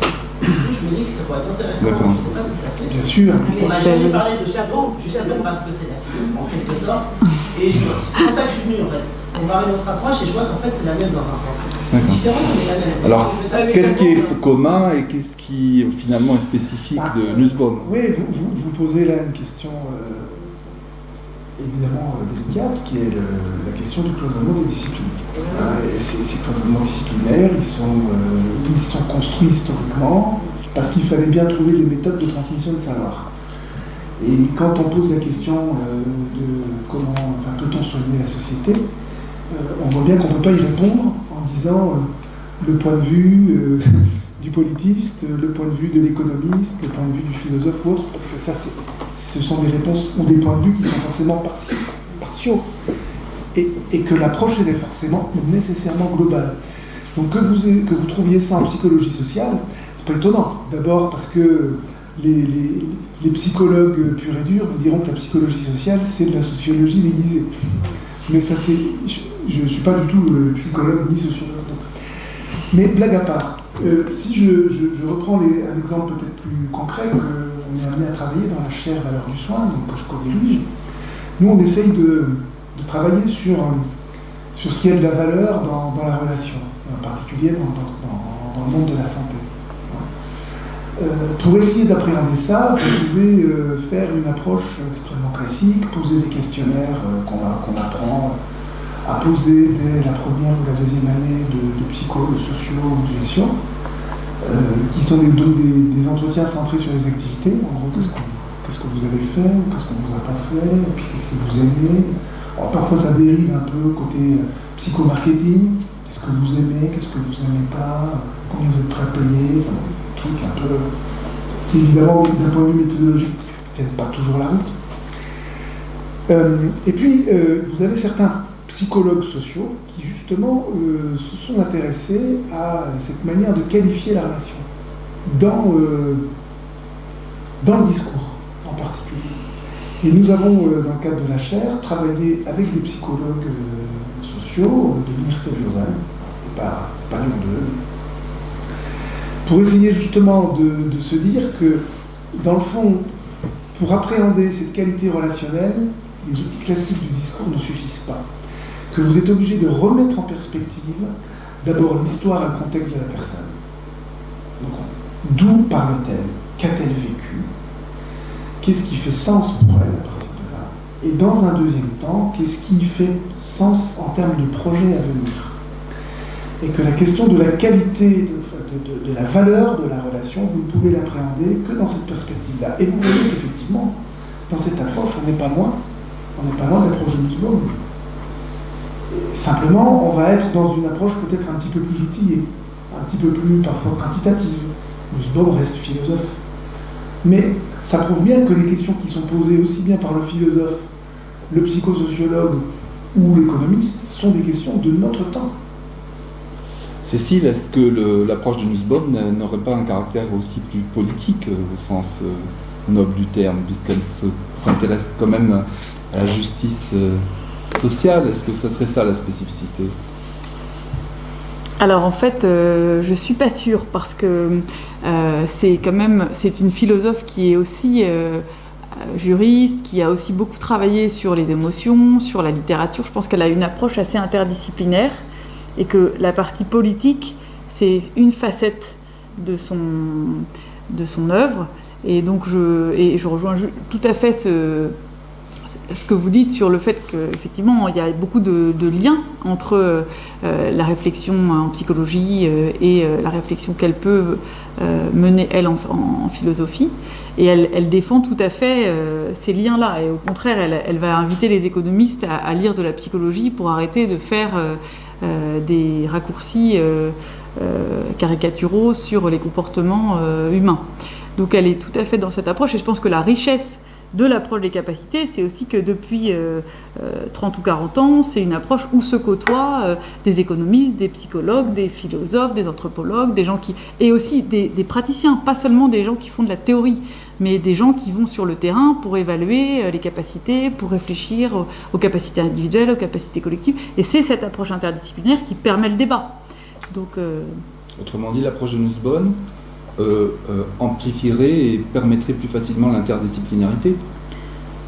Alors oui, je pense qu'elle a une approche assez interdisciplinaire, même si elle reste, et c'est toujours la difficulté et aussi la beauté de la recherche, c'est-à-dire qu'il faut quand même garder une certaine fidélité par rapport à un champ disciplinaire, et elle c'est plutôt la philosophie, pour pouvoir enrichir aussi les autres et pour pouvoir savoir chacun avec quelle orientation on mène le débat. Mais en revanche, c'est pas du tout interdit de se confronter, de se côtoyer, de réfléchir ensemble, au contraire.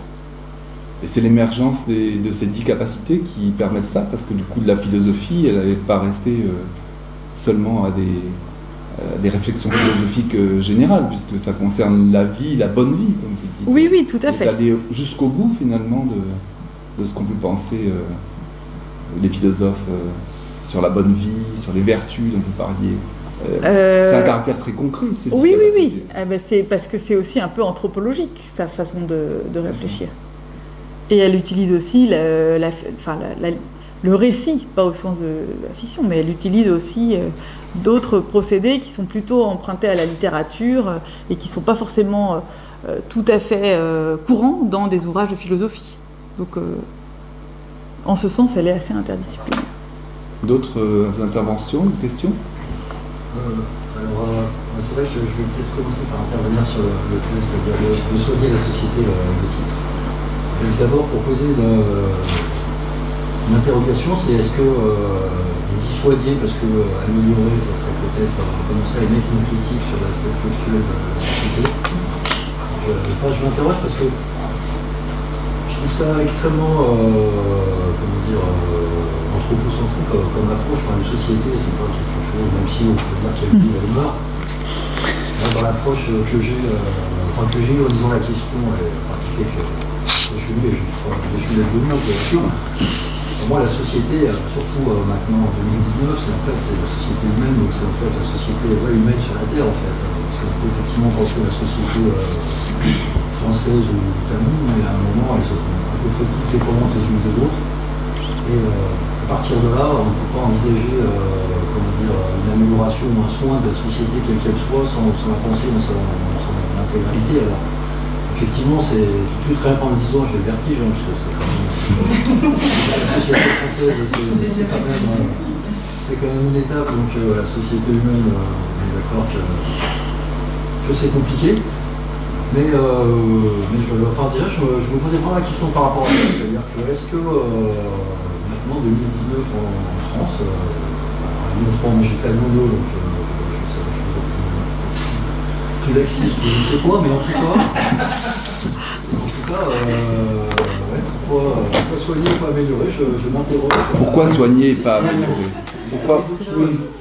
Je laisse la responsabilité aux deux auteurs qui ont choisi ce titre et on avait discuté, Cécile et Didier, pourquoi soigner plutôt qu'améliorer? Oui, alors là pour le coup c'est un choix assumé, parce que l'amélioration a un vocabulaire, renvoie, c'est peut-être une déformation liée à ma discipline.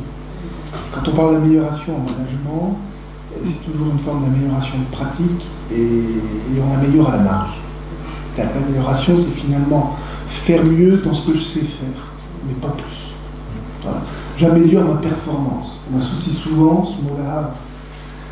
Derrière l'idée de soigner, Cécile vous en a parlé à un moment donné dans son propos, on voulait faire référence au care. Mais on ne pouvait pas le mettre en anglais dans le titre. Mais en fait, c'est le soin du care qu'on veut dire derrière. Ce serait prendre soin en fait. Voilà, c'est ça. Prendre soin de c'est ça. C'est-à-dire finalement, c'est cultiver la qualité de la relation à l'autre. C'est ça qu'on voulait mettre derrière ce mot. Autrement dit, c'est pas le cure, c'est pas le soin curatif, mais ça pourrait être effectivement comment être prévenant. Alors maintenant, après, effectivement, je vous rejoins, quelle ambition, on peut parler de la société en général, comme ça, mais c'était un peu provocateur de notre part en posant ce titre, parce que justement, derrière l'idée de Martin Nussbaum, c'est un petit peu de dire, prends-toi par la main, aide-toi, fais-toi aider par ton voisin, puis tu vas voir, tu peux déjà faire des choses, beaucoup plus que tu imagines. Et puis après, on peut élargir de plus en plus le cercle. C'était finalement une question un peu provocatrice qu'on voulait, face à des pensées un peu défaitistes, en disant de toute façon on ne peut rien faire, maintenant tout est global, maintenant tout nous échappe, et puis que voulez-vous, et puis au niveau de la société française on ne peut rien faire, c'est l'Europe, puis au niveau de l'Europe on ne peut rien faire, c'est mondial, etc. Donc face à cette espèce de défaitisme, qui renvoie un petit peu les questions sociales aux autres, ou à un autre qu'on ne connaît pas, il y avait justement cette idée d'amener la pensée de Martin Nussbaum pour dire mais bien sûr que si, on peut faire des choses. Donc ça serait prendre soin mutuellement les uns des autres et élargir au fur et à mesure de c'est l'attention à l'autre, cet effort d'attention à l'autre. Cécile? Oui, et c'est pas l'idée de prendre soin, on l'a dit tout à l'heure, c'est pas forcément très ambitieux. Effectivement, ça commence déjà par l'attention, et puis on peut aussi prendre en charge et aller beaucoup plus loin, mais déjà l'attention est un premier pas qui peut être fructueux. Alors que si on parle d'améliorer la société, c'est tout de suite... Puis améliorer renvoie à une norme, un référentiel que vous êtes obligé d'expliciter. C'est-à-dire, ce qui peut être une amélioration pour moi peut être une dégradation pour vous. C'est typique dans le champ des relations sociales et des ressources humaines dans les entreprises. Quand vous voulez mettre en place une démarche d'amélioration de la qualité ou des pratiques, vous avez intérêt à expliciter votre propre norme, parce qu'on se rend compte qu'elle est toujours très très relative. Et on retomberait dans l'utilitarisme dont on parlait, Cécile. L'amélioration, on renvoie toujours à une dimension utilitariste. Je voulais dire que, en fait, ce qui m'a frappé au début de l'intervention, c'est un peu comme monsieur, j'avais l'impression qu'il y avait quelque chose qui était commencé par des macros, et pour moi, c'était presque le truc abyssal qui crée de l'angoisse. Pour moi, le malaise... De commencer par du Macron? Oui, c'est-à-dire que moi, je me dis quelque part, malaise, c'est presque mal-être de l'espèce humaine, se voyant dans une espèce de finitude, dans une possible posture suicidaire. Et comment on fait... oui, parce qu'on entend dans les médias aujourd'hui dire que l'espèce humaine est en train de courir à sa perte, elle est en train de détruire sa planète, etc. Et moi, je trouve que je me questionne sur est-ce qu'au fond, ça participe pas aujourd'hui aussi d'une forme d'angoisse qui génère aussi des mouvements défensifs, des mouvements violents, etc. Et comment on fait par rapport effectivement à quelque chose qui peut être extrêmement anxiogène, du côté de la destructivité, et où je trouve qu'au fond, la proposition, moi j'entends comme une proposition cette petite grille qui au fond serait plutôt sur un versant, comment à son niveau, on crée en fait un petit collectif qui se tient bien chaud et qui quelque part à un endroit essaie quand même d'entreprendre quelque chose ou d'établir quelque chose avec une dimension du côté du constructif, mais en s'appuyant sur un tissage comme ça. Et je trouve qu'il y a une démarche qui est un peu paralangoisse. C'est-à-dire, moi je l'ai un peu ressenti comme ça, comme quelque chose qui permet de contenir, d'avoir de l'espérance, mais aussi qui sécurise sur le plan plus intime et plus psychologique, à un moment où je trouve que quand même il y a beaucoup d'éléments qui sont extrêmement anxiogènes si on est en macro. Et que ça peut, et je trouve que ça inquiète les gens, en fond, ça les renvoie les angoisses personnelles qui sont réactivées par le méta. Enfin, moi, alors Cécile, oui. Alors moi je pense que, pardon, je voulais juste, effectivement, je pense que peut-être dans la manière dont j'ai présenté certaines initiatives qui étaient plutôt des initiatives de PME, de petites organisations, etc., j'ai donné le sentiment que ça pouvait être rassurant et à petite échelle. C'est vrai, mais je pense aussi que dans l'approche des capacités et dans l'approche de Nussbaum, et puis c'est mon avis aussi, il y a aussi cette idée de changement structurel et cette idée qu'il faut essayer de transformer les institutions lorsqu'elles ne permettent pas d'assurer le bien vivre pour tous. C'est ce qui confère une dimension politique. Ça, c'est ce qui confère une dimension.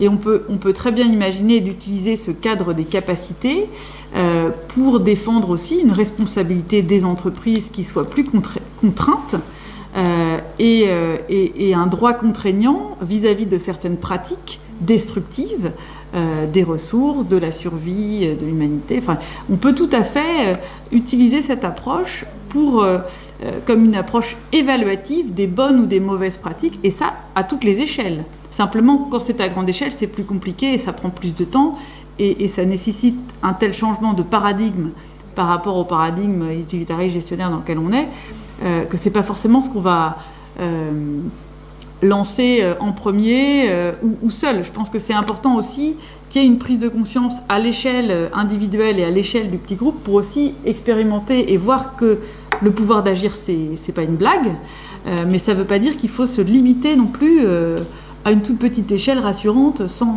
C'est les deux, quoi. Oui. C'est les deux. Pour moi, c'est un point de départ, mais c'est pas du tout le point d'arrivée. Didier ? Oui, non, je voulais revenir sur ce que tu évoquais sur les questions de l'angoisse générée. Il y a beaucoup de gens qui en jouent, y compris des militants associatifs, qui disent « mais on va faire peur, comme ça on sera efficace ». J'évoquais Jean-Pierre Dupuis tout à l'heure, dans Catastrophisme éclairé. Il n'est pas loin de penser ça à sa manière. C'est-à-dire qu'en gros, il dit à un moment donné, il faut qu'on soit certain, la seule issue pour lui, c'est qu'on soit certain que la catastrophe arrive pour qu'elle n'ait pas lieu d'être. C'est-à-dire que finalement, si on est tous convaincus qu'on va dans le mur, alors on va peut-être trouver les moyens de trouver une solution pour ne pas y aller. Et ça, c'est quand même, intellectuellement, c'est intéressant, mais du point de vue psychique, c'est effectivement très dangereux, parce que c'est effectivement générateur d'angoisse individuelle et collective qui ne sont pas surmontables. Sauf à se dire qu'on joue, qu'on fait comme si. Oui. Moi, je voulais revenir sur la question du pouvoir d'agir, parce que Plus fort. j'estime quand même... Ah oui, pardon. C'est pour les personnes. Oui. J'estime quand même que le pouvoir d'agir est ce qu'on suppose. On ne peut pas le décréter en tant que tel et dire que chacun, en tant que citoyen, par exemple la société française, demain, a ce pouvoir d'agir qu'il peut mettre en œuvre en collaborant avec d'autres, etc., etc. Je pense que c'est beaucoup plus compliqué, enfin, selon moi. Parce que justement, même les capacités sont quand même conditionnées par des appartenances, un peu socio-économiques, les freins qu'on se met aussi en fonction. Donc moi, c'est un peu ça que je questionne, c'est comment on arrive à susciter peut-être ce pouvoir d'agir. On parle de vulnérabilité, certes, on l'est tous, si je comprends bien la démarche, mais quand même, il y en a qui ont besoin d'être accompagnés, justement, peut-être pour réactiver un peu... Comment développer la puissance. Je donne un exemple, typiquement. Bon, moi, je crois à des projets micro, qui sont par exemple des systèmes d'échange locaux, à l'échelle d'une ville ou d'un quartier. En gros, les gens peuvent échanger des services ou des biens, on peut rentrer dans un système marchand, etc.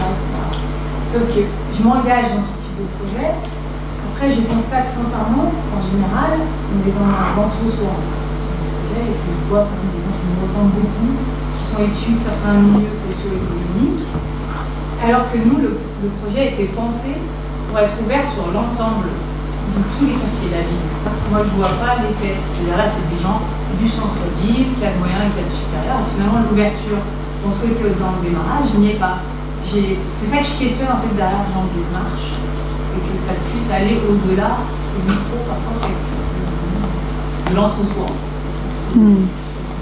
Si, comment trouver de la puissance collective en société Voilà, et de façon vraiment horizontale, tel que c'est c'est un indiqué. question de l'interdisciplinarité dont on parlait tout à l'heure aussi. On cloisonne beaucoup, la société française est relativement cloisonnée aussi, et que le malaise social actuel peut aussi être en lien avec ça.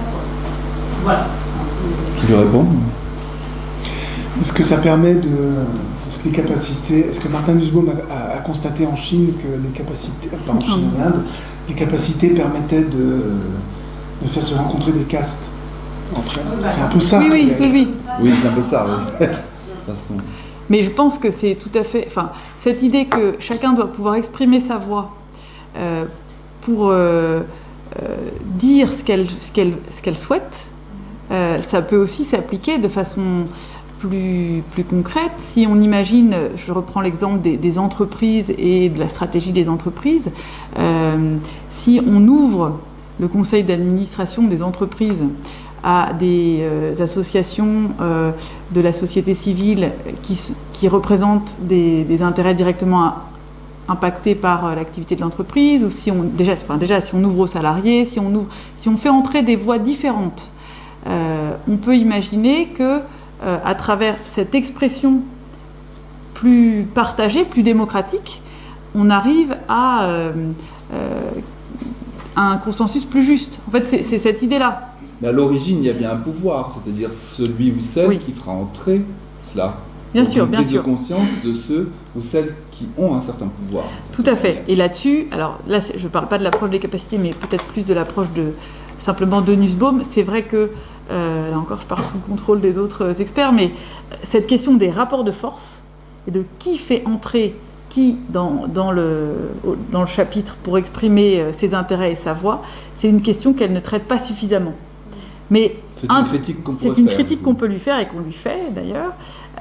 Mais ça ne veut pas dire que pour autant l'approche des capacités ne permet pas de traiter ce problème-là. Et à partir du moment où on a cette approche-là, indépendamment de Nussbaum ou d'autres théoriciens, cette idée que chacun, normalement, enfin en principe, doit pouvoir faire entendre sa voix, en tout cas sur un certain nombre de dimensions très basiques qui permettent d'accéder au bien vivre, ça permet quand même en tout cas dans une première étape critique, de dire quand certaines organisations excluent complètement certains intérêts, excluent complètement certaines populations. Est-ce qu'on peut dire que c'est une approche qui vise à permettre d'aller vers être émancipatoire?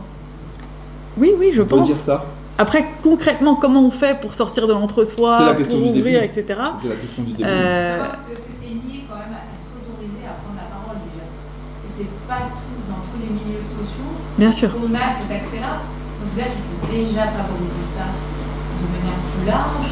Parce que je vois bien, mais même dans le milieu associatif, il y a plein de... Moi j'en suis issue aussi, il y a beaucoup. Je vois qu'on finissait toujours dans le schéma de l'entre-soi, parce que quelque part on parle au nom d'eux, mais on ne favorise pas forcément la parole de ceux qui sont concernés. Donc du coup on recloisonne en voulant décloisonner. Enfin, on a une intention qui est là, je ne critique pas. Oui. Mais parfois du coup on retourne toujours dans cette travail. Vous avez tout à fait raison, mais la grille des capacités pourrait, moi je la vois aussi dans le cadre que vous évoquez, comme une grille de réflexion sur soi et sur les pratiques collectives qui peuvent être mises en place en se disant, mais dans le fond, par rapport à cet entre-soi que l'on est en train de percevoir, est-ce qu'on ne pourrait pas faire un diagnostic pour voir ce qui peut nous manquer ou ce sur quoi nous n'avons pas suffisamment porté attention? Ça peut être un support de réflexivité. On a quelqu'un d'autre là dans cette salle qui s'intéresse à ce sujet, mais c'est les capacités de Nussbaum, si vous les utilisez par rapport à un groupe pour lequel, quel que soit son périmètre, pour lequel vous trouvez qu'il tourne un peu en rond, peuvent vous aider à justement réouvrir ce groupe et à le réalimenter. Ça ne donnera peut-être pas la solution pour l'ouvrir à d'autres personnes dans un premier temps, mais ça permettra peut-être quand même de défragmenter un peu. De mettre un petit peu un coup de pied dans la fourmilière? Oui, c'est pas de l'autocritique, hein, mais Une ou deux questions. on reste quand même dans un système de pensée libérale chez nous. Oui. D'autres interventions? Oui, juste alors, par rapport à l'introduction tout à l'heure sur justement l'expérience personnelle, de faire un peu d'expérience personnelle, parce que par rapport à cette grille de lecture et la façon de voir les choses, alors moi je ne connaissais pas du tout cet auteur, hein. Même si j'ai fait de la psychologie à la base quand j'étais il y a très longtemps. En même temps, c'était finalement les capacités centrales, comment dire, c'est comme ce qui a été dit tout à l'heure sur d'autres choses, c'est que sur la psychologie sociale, finalement je les connaissais dans mon langage, dans une autre langue. Et en fait, pourquoi? Je pense que c'est quand même grâce à l'éducation. Moi, j'ai eu la chance d'aller au centre scolaire Jean Guénier à Saint-Fond, qui était donc une école pédagogique qui traînait.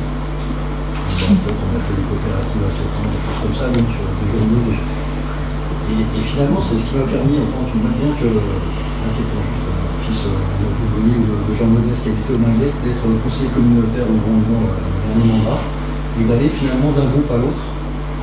Et c'est vrai que finalement, quand je vais d'un groupe à l'autre, je vois très peu de gens qui font de même en fait. Il y a un cloisonnement alors qui est dû à ça d'installer les guerres et puis c'est la difficulté de la vie qu'on a des choses à faire. Mais quand un groupe s'il est ouvert, ça suffit pas en fait. Il faut qu'il aille à rencontrer des gens, c'est-à-dire qu'il peut faire quelque chose de très bien, quel que soit le domaine de la volonté. Les gens ne viendront pas spontanément. Et là, j'élargis peut-être aussi sur l'expérience de vie, parce que je pense que sur l'expérience universitaire, on apprend à personne. Dans le discours des gens, quand ils viennent parler, donc il y a un élu, donc il y a un représentant entre guillemets de la société, de l'État, de la nation, enfin là c'était de la métropole, il y a quand même une grosse constante qui vient dans la critique des gens. Alors après on peut l'élargir même aux discussions en général, mais c'est quand même, on va dire quelque chose qui revient assez souvent, c'est mais que font les autres?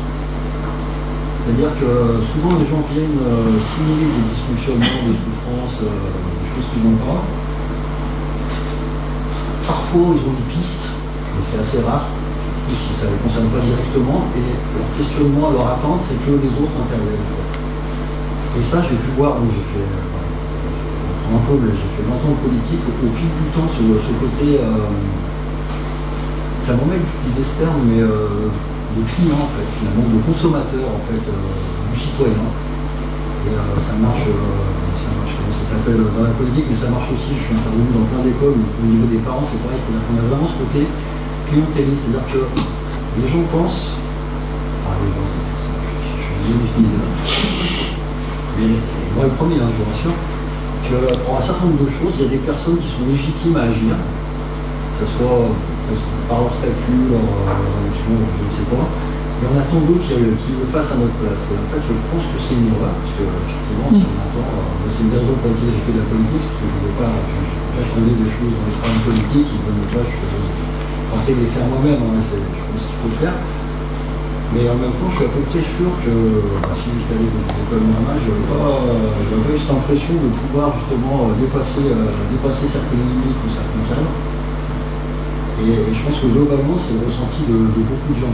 Et juste pour finir, par rapport à l'introduction que vous avez fait, monsieur,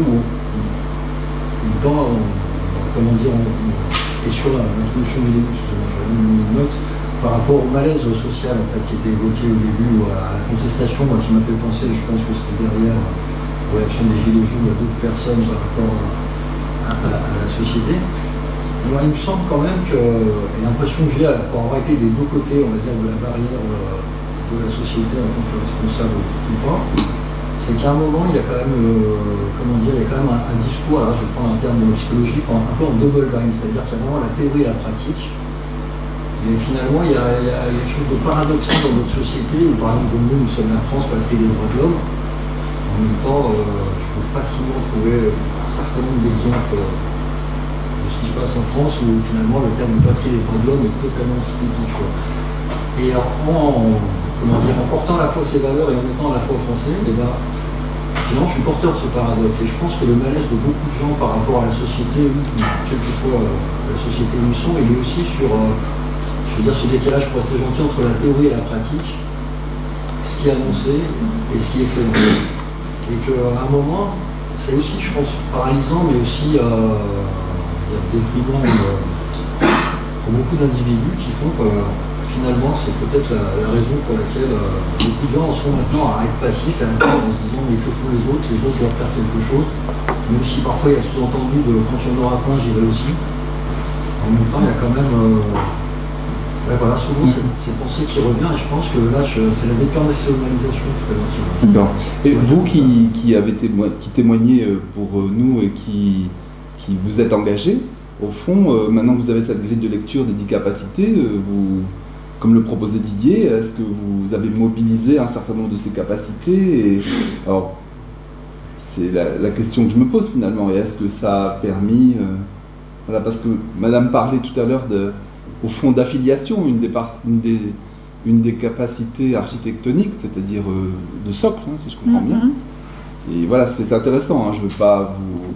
Mais je pense que, moi en tout cas, dans ce que vous me dites, du coup, ça m'a fait un peu progresser, c'est de me poser ce type de questionnement, en fait, au fond, hein, de regarder les choses différemment, en disant, est-ce que j'ai mobilisé ces capacités, est-ce que ça m'a permis d'engager l'action et de ressentir un peu plus de puissance, finalement. On va peut-être conclure, parce que nous avons des questions de salle, Didier, ensuite Cécile, et après je remercierai... C'était bien, il s'agissait bien de partir des paradoxes que vous avez repris. Il s'agissait bien de partir de ces paradoxes qu'on voulait un petit peu faire l'histoire, en se disant, mais dans le fond, se contenter du paradoxe, c'est quand même un peu facile. Parce qu'effectivement, ça conduit soit à la puissance, soit à une forme de déresponsabilisation, d'une manière ou d'une autre. Donc finalement cette question du peut-on soigner la société, évidemment qu'on ne va pas y répondre comme ça, il y avait quand même cette idée take care of you and of your neighbor, pour dire ça, hein, c'est prends soin de toi et puis de toi-même et puis de ton voisin, ça peut commencer par ça, ça ne suffit pas, on l'a dit, il y a des questions aussi d'ampleur qui sont posées, mais il y a probablement une nécessité de porter un regard sur soi dans cette histoire. On a un peu trop vite oublié, je crois, je reviendrai là-dessus, ça sera peut-être l'objet d'une autre intervention, on a un peu trop oublié la pensée de Proudhon par rapport à ce sujet-là, sur la question de la solidarité. Quand un individu naît, il est d'abord redevable de la société dans laquelle il naît. Et qu'une vraie société démocratique et solidaire, c'est pas une société où il y a uniquement des revendications de droits individuels et collectifs, mais une société où l'individu se pense par rapport à ce qu'il doit à la société. Ça, c'est peut-être quelque chose qu'on a oublié. Et ce type de pensée-là mérite probablement d'être un peu réexploité. Je pars sur autre chose, mais sans guise d'ouverture, hein, Michel, c'est pour dire que ce sont de bonnes idées. Il y a plein d'autres auteurs ou d'autres idées à creuser. Merci. Cécile ? Moi, je voulais vous remercier tous pour vos témoignages et vos questions. Peut-être terminer aussi en disant que on a pas mal parlé de la grille comme si c'était quelque chose de figé, un cadre qu'on pourrait avoir comme point de repère. Et je voudrais simplement conclure autre point en disant que pour moi, l'approche des capacités, par rapport au contexte dans lequel on vit, elle invite à transformer quand même les choses et à transformer nos manières d'être, nos manières d'agir, que ce soit au niveau individuel et collectif, pour réfléchir et surtout pour agir en développant d'autres modèles qui soient d'abord au service du lien, d'abord au service du développement humain, et ça nécessite quand même de changer pas mal d'optique par rapport à ce qu'on a l'habitude de penser en termes de performance, en termes d'évaluation, en termes de gouvernance, parce qu'on vit quand même un moment de grande transformation. Et alors, moi je suis assez optimiste, mais il y a quand même des changements assez radicaux qui vont devoir advenir, et je pense que les capacités peuvent être... moi je les vois plutôt comme un horizon à atteindre que comme une grille fixe. Voilà. Merci beaucoup Cécile. Il nous reste à vous remercier d'être venu, d'avoir participé à ce premier événement sur Lyon de notre association.